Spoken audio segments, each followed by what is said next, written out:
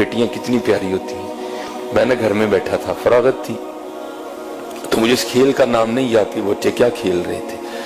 وہ پرچیاں ڈالی تھیں, ایک پرچی پہ لکھا تھا بادشاہ, ایک پہ لکھا تھا وزیر, ایک پہ لکھا تھا قاضی, اور ایک پہ لکھا تھا چور.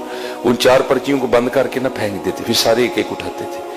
اب جس کے حصے میں بادشاہ کی پرچی آئی وہ بادشاہ بن گیا, جس کے حصے میں قاضی کی آئی وہ قاضی بن گیا, جس کے حصے میں وزیر کی آئی وہ وزیر, اور ایک حصے میں آنی ہے چور کی.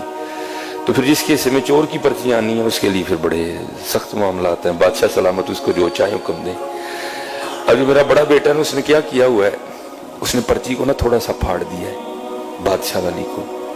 تو بیٹیوں کو نہیں پتا چل رہا کہ بڑا بھائی ہمارے ساتھ کیا کر رہا ہے, تو وہ بار بار بادشاہ بن رہا ہے. وہ بیچاری کبھی کوئی چور بن رہی ہے, کبھی وہ کسی کو کہہ رہا ہے میری جوتی پالش کرو, کسی کو کہہ رہا ہے. میں بیٹھا دیکھ رہا ہوں سارا. میں نے کہا یار ایک ہی کرنا ہے. میں نے کہا جی مجھے بھی کھلاؤ. ایک کو ڈراپ کر دیا, تو پھر وہی والا کام میں نے کیا. میں نے پرچی تو نہیں پھاڑی, لیکن میں نے بادشاہ والی پرچی پہ نا پین سے نشان لگا دیا. اب 2-4 بار بادشاہ بن کے میں نے اسے خوب کام کروایا. تو میں نے کہا چل یار ہوں بچیاں بھی بادشاہ بنائیے. تو میں نے اپنی بڑی بیٹی کو کہا کہ یہ جس پہ نشان لگا نا تو نے یہ پرچی اٹھانی ہے.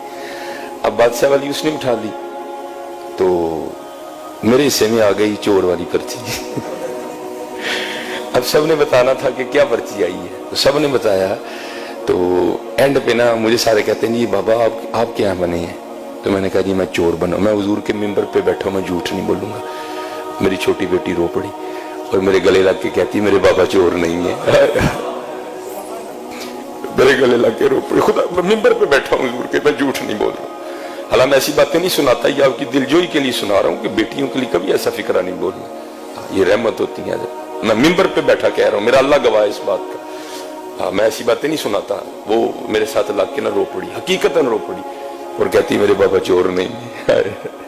یہ رحمت ہے. بیٹیوں سے محبت کروا دیں.